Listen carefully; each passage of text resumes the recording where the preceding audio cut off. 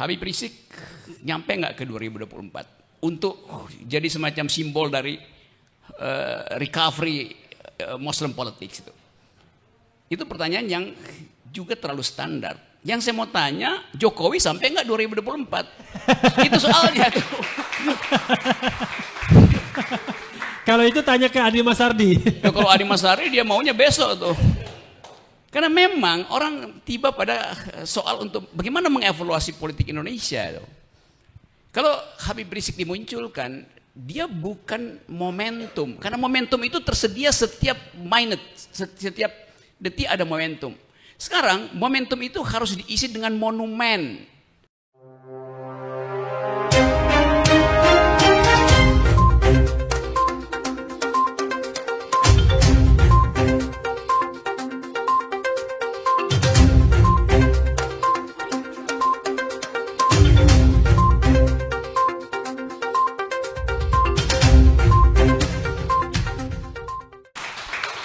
Ya, sobat kerabat, pemirsa semua, kita mulai lagi ya. Tadi banyak dari Mbak Wiwi ya, tapi intinya dia pesimis katanya. Salah satu alasannya adalah yang beginian ya sudah sejak tahun 98. Lagian juga Habib Rizik bukan tokoh politik katanya. Dan diperkuat tadi Aziz Yanuar mengatakan tidak akan terjun ke dalam politik praktis. Lalu data mengatakan Partai Islam nyungsep ya kan, terdegradasi sejak era reformasi ya. Tapi di sini kan ada no Rocky no party. Siapa tahu dia bisa membuat hal yang pesimistis menjadi optimistik lagi. Silakan Bang Rocky. Pasti bisa. Karena ini cuma soal merubah definisi itu. Kan selalu orang anggap politics is the art of the possible. Seni tentang yang mungkin.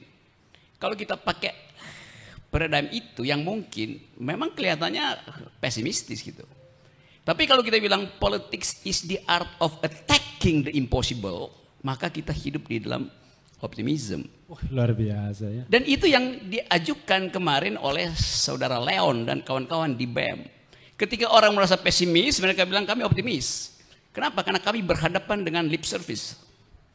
The king of lip service. Jadi justru tiba-tiba kita lihat bahwa ada energi optimism bangkit dari UI, dari kampus itu. Dulu kita tuduh UI udah nggak bisa ngapa-ngapain itu. Udah dikasih 200 juta segala macam tuh. Sekarang dia melawan rektornya tuh. Jadi ini adalah lokasi politik mikro yang akan membesar. Apa buktinya? BEM se-Indonesia sekarang datang untuk membela BEM UI itu. Bukan cuma BEM se-Indonesia, LSM, lawyer-lawyer tuh. Jadi ada gerakan sosial baru tuh. Itu artinya kita coming to term of pessimism itu.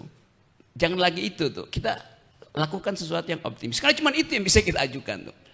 Itu halaman pertama. Sekarang halaman kedua. Soal tema tadi itu. Habib Rizik nyampe nggak ke 2024 untuk jadi semacam simbol dari recovery Muslim politics itu. Itu pertanyaan yang juga terlalu standar. Yang saya mau tanya, Jokowi sampai nggak 2024? Itu soalnya tuh. Kalau itu tanya ke Adi Masardi. Ya, kalau Adi Masardi dia maunya besok tuh. Karena memang orang tiba pada soal untuk bagaimana mengevaluasi politik Indonesia tuh. Kalau Habib Rizik dimunculkan, dia bukan momentum. Karena momentum itu tersedia setiap minute, setiap detik ada momentum. Sekarang momentum itu harus diisi dengan monumen. Momentum menjadi momentum menjadi momentual kalau ada monumen. Habib Rizik itu monumen. Jadi monumennya udah ada. Babe Ridwan. Apa monumennya? Yaitu batas antara yang etis dan tidak etis diperlihatkan oleh Habib Rizik itu. Batas antara intelektual dan tidak intelektual diperlihatkan oleh Habib Rizik. Batas antara justice dan injustice diperlihatkan oleh Habib Rizik. Saya bahas satu-satu ya supaya lebih komprehensif ini skripsinya tuh. Ini skripsi atau tesis atau disertasi ini? Enggak, kalau disertasi nanti jadi guru besar tuh. Enggak perlu tuh. Coba kita lihat. Orang akhirnya nunggu kontras moral antara rejim Jokowi dan Habib Rizik. Kontras itu diperlihatkan di sidang pengadilan itu. Jadi terbentuk fasilitas baru sekarang. Bagaimana mengukur legitimasi Jokowi? Nggak usah pakai survei, pakai kontras moral itu. Ini adalah sesuatu yang kualitatif, tidak kuantitatif. Tentu orang bilang iya kontras moral, tapi dia nggak bisa diukur dengan surveinya Kodari CS, Kodari erotism, erot maksudnya, yang you bilang tadi. Kan nggak bisa diukur kan? Tetapi politik Indonesia juga sering tidak bisa diukur. Belum satu semester Orde Baru bilang kami tumbuh 80% legitimasinya Golkar, reformasi jatuh. Jadi nggak ada gunanya kan? SBY dianggap sebagai kecil, bisa bikin dapat momentum, dia jadi monumen, jadi presiden tuh.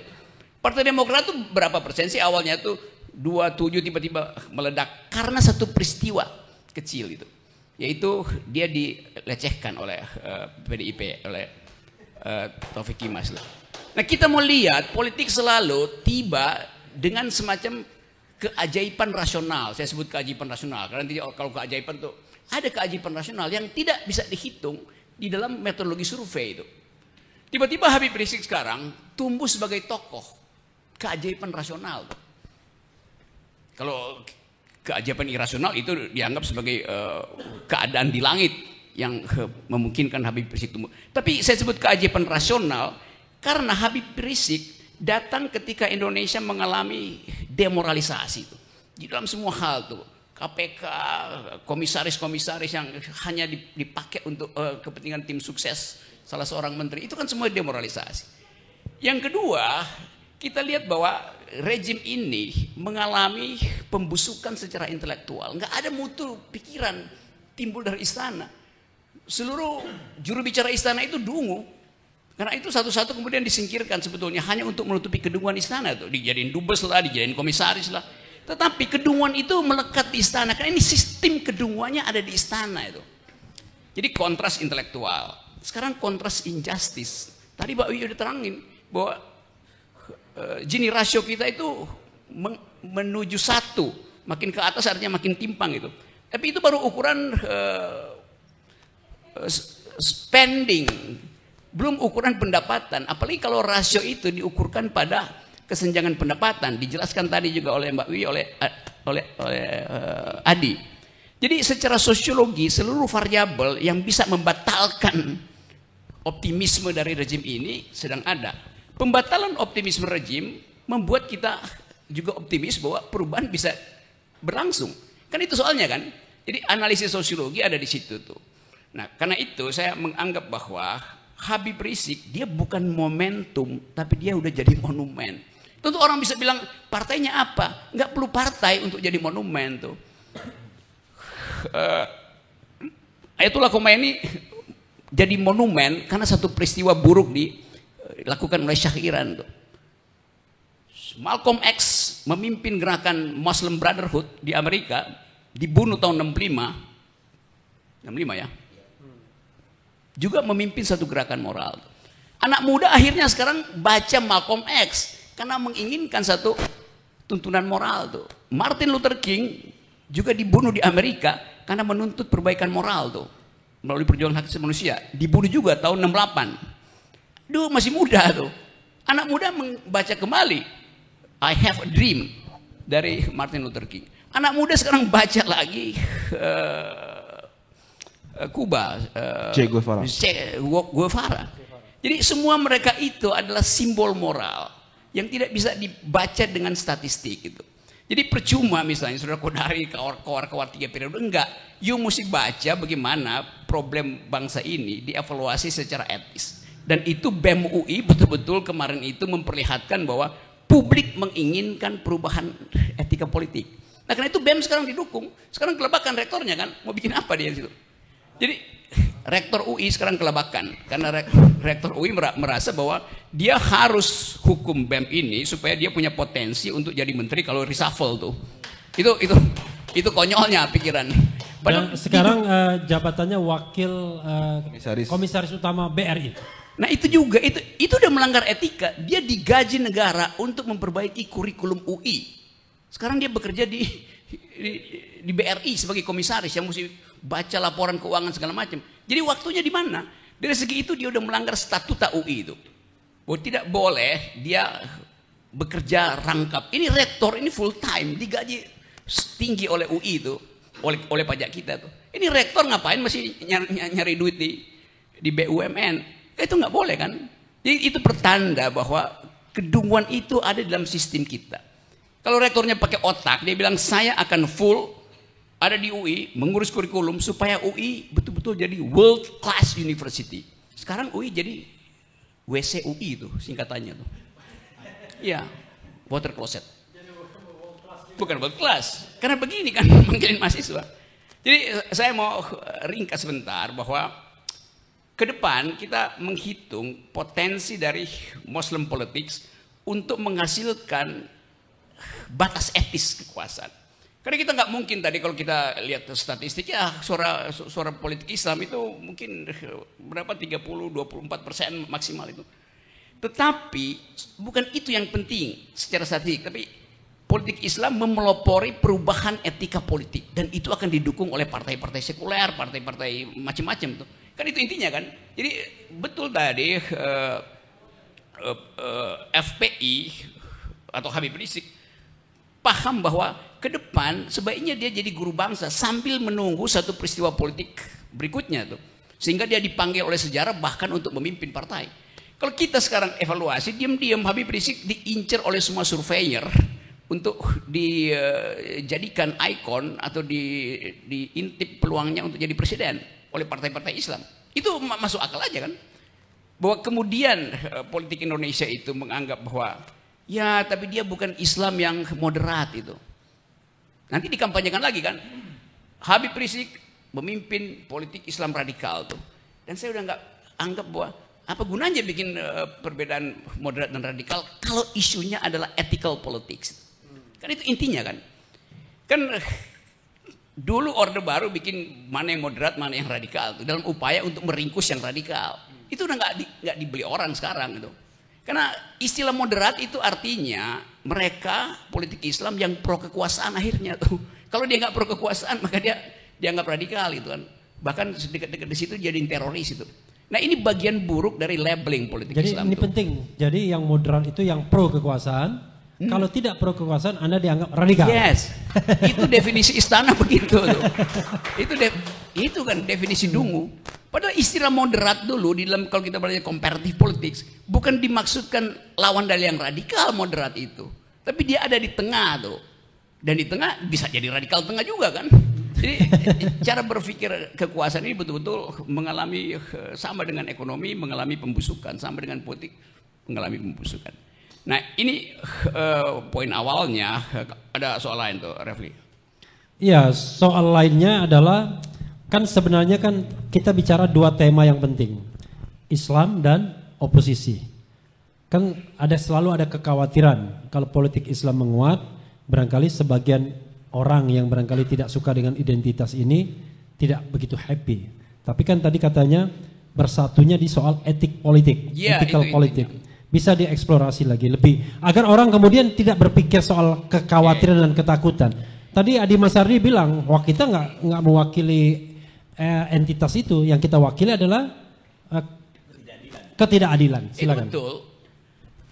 Dari zaman dulu saya masih ingat saya baca dulu bukunya Profesor Wertheim dari Belanda itu dengan tesisnya Indonesia itu Islam Indonesia itu majority with minority mentality. Islam Indonesia itu mayoritas tapi mentalnya minoritas itu. Ya dulu gitu. Tetapi ilmu pengetahuan bertambah dan pemimpin-pemimpin Islam membaca lebih banyak ilmu pengetahuan dari mereka yang ada di partai-partai nasionalis sekarang. Saya bisa bedakan, saya bisa tahu ini langgam berpikir nasionalis dan langgam berpikir Muslim politik yang muda-muda justru itu mereka paham tentang perkembangan politik dunia, teori kultural, teori ekonomi modern.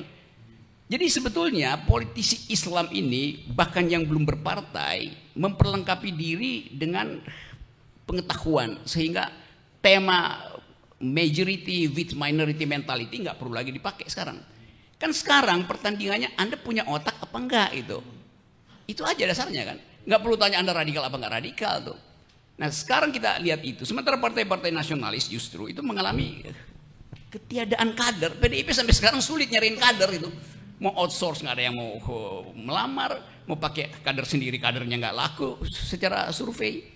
Itu bedanya dengan saya memperhatikan kelas menengah Muslim dalam 10 atau 20 dekade ini, 20 tahun terakhir, itu memperbaiki diri dengan paham tentang seluruh mazhab ilmu pengetahuan.